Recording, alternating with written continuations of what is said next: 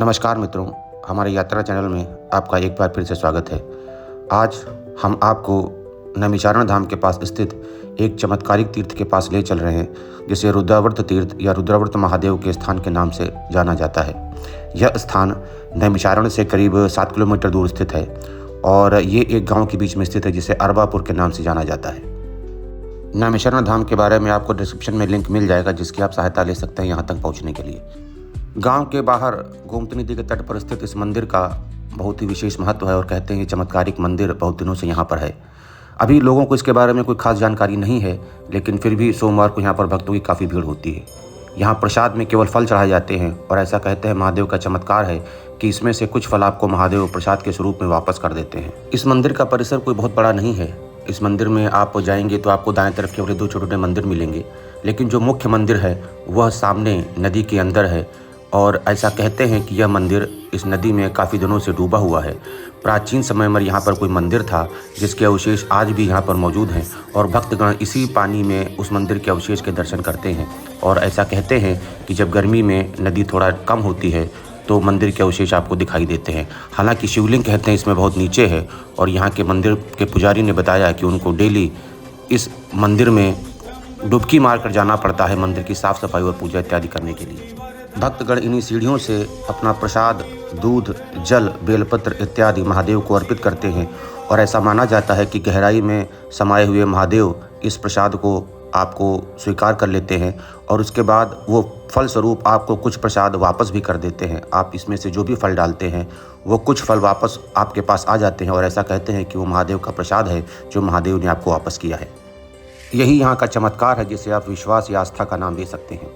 इसके अलावा यहाँ जल में दूध चढ़ाने की एक अजीब परंपरा है। इसमें आप दूध अगर इस तरह से डालते हैं तो दूध पानी में फैल जाता है पूरा, जैसे आप देख रहे हैं पानी फैल जाता है, लेकिन यह वो तरीका है जैसे यहाँ पर दूध चढ़ाया जाता है। आप ऐसे दूध डालिए और उसके बाद देखिए किस प्रकार से नीचे से कुछ अजीब तरह की मछलियाँ हैं, जिन्हें लोग कहते हैं कि शंकर जी के गण हैं या नाग देवता हैं। वो दूध को देखिए आपके सामने बिल्कुल पी जाते हैं और दूध पानी से गायब हो जाता है।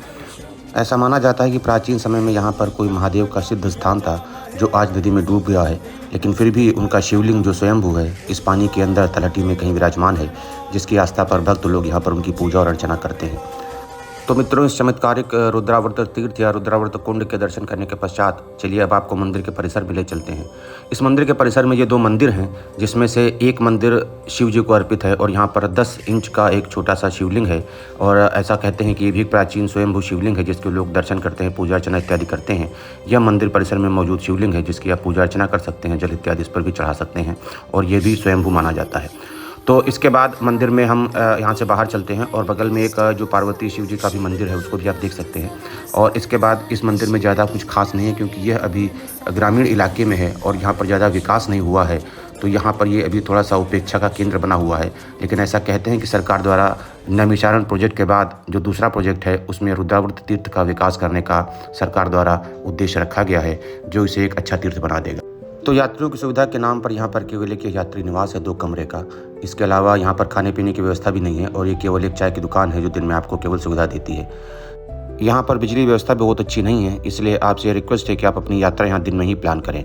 तो चलिए मित्रों, अब हम चलते हैं अपने आज के अगले पड़ाव पर, जिसे कहते हैं दधीची कुंड। दधीची कुंड नैमिषारण्य से 13 किलोमीटर दूर मिश्रिक क्षेत्र में स्थित एक स्थान है, जिसे महर्षि दधीची की अस्थियों का दान स्थल भी माना जाता है और इसका इतिहास में बहुत महत्व है। मिश्रिक चौराहा सीतापुर में एक प्रसिद्ध स्थान है और यहाँ से आप केवल 1 किलोमीटर दूर यह दधीची कुंड स्थित है, तो आप आसानी से यहाँ पर आ सकते हैं। पुराणों में मौजूद कथाओं को माने तो ऐसा कहते हैं कि यहाँ पर एक राक्षस था वृत्तासुर, जो ऋषियों को तंग करता था, उनको तपस्या करने में विघ्न डालता था, उनको परेशान करता था। और जब ये सारे 88,000 ऋषि इंद्र के पास गए तो इंद्र के पास इसका सलूशन नहीं था और वो उनको लेकर श्री भगवान लक्ष्मी नारायण के पास गए। तो भगवान लक्ष्मी नारायण ने बताया कि इस राक्षस का वध केवल महर्षि दधीच की हड्डियों से बने वज्र से ही हो सकता है। यह वह प्रसिद्ध दधीची कुंड है और ऐसा कहते हैं इसमें सभी तीर्थ स्थानों का जल और सभी पवित्र नदियों का जल एक साथ समाहित है, मिश्रित है और इसीलिए इस जगह का नाम मिश्रित रखा गया है। और ऐसा मान्यता है कि अगर आप इसमें स्नान करते हैं तो आपको सभी तीर्थराजों का पुण्य प्राप्त हो जाता है। भगवान श्री लक्ष्मी नारायण के बताए हुए सुझाव के अनुसार जब देवराज इंद्र दधीची के पास उनकी अस्थियों का दान मांगने के लिए पहुंचे तो उन्होंने कोई संकोच नहीं किया। उन्होंने कहा, मुझे अस्थियां देने में कोई समस्या नहीं है, लेकिन मेरे जीवन की दो इच्छाएं थी कि एक मैं सभी देवताओं के दर्शन करूं और दूसरा मैं सभी तीर्थराजों का स्नान करके उनका पुण्य प्राप्त करूं। तो देवराज इंद्र ने कहा, मैं आपकी दोनों इच्छा पूरी कर देता हूं। और उन्होंने देवताओं से अनुनय विनय करके सभी देवताओं को उनके दर्शन कराए और उसके बाद इस दधीची कुंड में सभी तीर्थराजों और नदियों का जल मिश्रित किया गया और ताकि वह इसमें स्नान करके सभी तीर्थराजों का फल प्राप्त कर सकें। और इसीलिए इस दधीची कुंड की बहुत अधिक महत्ता है। इस मंदिर में महर्षि दधीची के परिवार से जुड़े सदस्यों और उनके उस स्थल को दिखाया गया है जहाँ पर उन्होंने अपनी हड्डियों का दान किया था। यह वह याचना स्थल है जहाँ पर देवराज इंद्र ने उनसे हड्डियाँ मांगी थीं और इस स्थान पर उन्होंने अपनी हड्डियों का दान किया था। और इसी तरह से इस मंदिर परिसर में कई और इस तरह के स्थान मौजूद हैं जहाँ पर आप जाकर दर्शन कर सकते हैं।